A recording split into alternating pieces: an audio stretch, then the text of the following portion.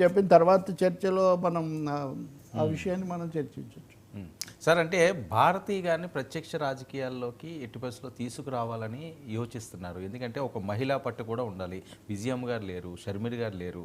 So అక్కడి నుంచి ఎవరో ఒకరు ఆ మహిళా సెంటిమెంట్ మీద భారతీయ గారిని కూడా తీసుకొస్తే బాగుంటుందని ఎక్కువగా యోచిస్తున్నారు అన్నట్లుగా ఆవిడ కూడా చాలా యాక్టివ్ పార్ట్ పోషిస్తుంటారు.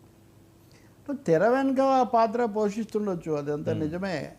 కానీ భారతీయుని మీద చుట్టూ రాజకీయ చర్చ జరపటము, విమర్శలు అన్నది ఎక్కువగా సోషల్ మీడియాలో జరిగినటువంటి ఒక పని. విమర్శకులు ఎక్కువగా చేసిన పని. ఆమె అయితే ఇప్పటివరకు కూడా తెర వెనుక కానీ సాక్షికి కూడా ఆమె చైర్మన్, తెలియకుండా అక్కడేమీ జరగదు. కానీ అదే సమయంలో ఈ వాళ్ళు మహిళలను అన్నారు కాబట్టి వీళ్ళు కూడా అటువైపు వెళ్ళటం, ఇది చాలా రోజులు నడిచింది కథ. ఇప్పుడు అయిపోయిన తర్వాత కూడా ఆ అంశం చుట్టూ ఎక్కువగా భారతికి అంత ఫోకస్ ఇప్పుడు ఇచ్చే పరిస్థితి ఏం లేదు. జగన్ ఏం చేయాలి అన్నది లేకపోతే ఇప్పుడు భారతిని తీసుకొని వస్తే ఆమె ఏదో పార్టీని బతికిచ్చేస్తారు అనుకునేంత అమాయకులు ఎవరు రాజకీయాల్లో అది నిజమే. అది ఈయనే నా అక్క చెల్లెళ్ళు, నా అవాతాతలు, ఇదే ఫిలాసఫీ ఉంది కదా. అప్పుడు ఇవన్నీ కూడా ఒక థియరీ రూపొందించి దాని నుంచి తెచ్చిన కథలండి ఇవన్నీ నా ఉద్దేశంలో.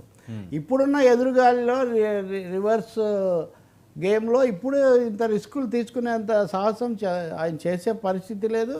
పైగా ఆమె ఏదైనా మాట్లాడి రాజకీయ పాత్ర భర్త కోసం పులివెందుల్లో ప్రచారం చేయడం, లేకపోతే వీళ్ళు చెప్పే తాడేపల్లి ప్యాలెస్లో రాజకీయాలు చేయటం మినహాయిస్తే ఇప్పటివరకు ఆమె బయట పాత్ర ఏమీ పెద్దగా లేదు. కానీ నిజం చెప్పాలంటే ఆమెను టార్గెట్ చేస్తున్నారు, మీరు ఎవరు కాపాడడం లేదని ఒకసారి మీకు గుర్తుంటే మంత్రుల మీద జగన్ చాలా తీవ్రంగా ఆగ్రహించారని వార్త వచ్చింది. అప్పుడు వచ్చిన వార్త ఇదే, అంటే భారతిని టార్గెట్ చేస్తుంటే మీరు ఎవరు ఏమీ చేయడం లేదు. నిజానికి వాళ్ళు కూడా చంద్రబాబు కుటుంబాన్ని టార్గెట్ చేసి నిజానికి ఎక్కువ సమస్య అప్పటికే తెచ్చి ఉన్నారు.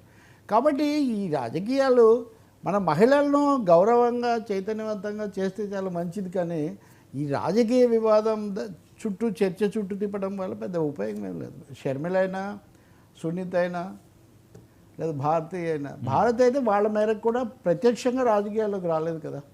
కాబట్టి భర్తకు తోడుగా ఉండొచ్చు, అది అందులో ఏం సమస్య లేదు. కానీ ఆమె ఇప్పుడు వచ్చి ఏదో పోటీ చేసి రాజీనామాలు చేసేటంత రాజకీయ సాహసం చెయ్యలేరండి. ఇప్పుడు ప్రధానమైన విషయం అది. రిస్క్ అంటున్నాను కదా, సీరియస్ రిస్క్ అది. ఉన్నవి కొన్ని రోజులైనా కాపాడుకోవాలి, కొంచెం వాతావరణం మారాలి అని చూస్తారు. కానీ తామే రాజీనామా చేసి, రాజీనామాలు చేస్తారు. ఉదాహరణకు కరుణానిధి చేశాడు, ఎందుకు ఇద్దరే గెలిస్తే ఆయన నేను సభకు పోలేనని రాజీనామా చేశాడు. అవును, అట్లాంటివి జరుగుతాయేమో, కానీ ఇట్లా జరిగే అవకాశం తక్కువ. ఇంకా విజయమ్మ పేరు మీరు కొన్ని సైట్స్లో అది కూడా చూడొచ్చు. ఆమె ఇప్పుడు అటు కూతురు ఇటు కొడుకు మధ్యలో తల్లిగా ఏదో నడిపిస్తున్నారు. ఇప్పుడు ఆమె మళ్ళీ పోటీ చేసి ఎన్నికల్లో అంత పరిస్థితి ఎక్కడి నుంచి వస్తుంది చెప్పండి. మరొక అంశం సార్, ఇక్కడ షర్మిల గారు కాంగ్రెస్ పగ్గాలు చేపట్టున్నారు. ఒకవేళ వీళ్ళు ఊహించినట్లుగా 5 సంవత్సరాలు సరే ఒక స్టెప్ వేద్దామని ఆలోచన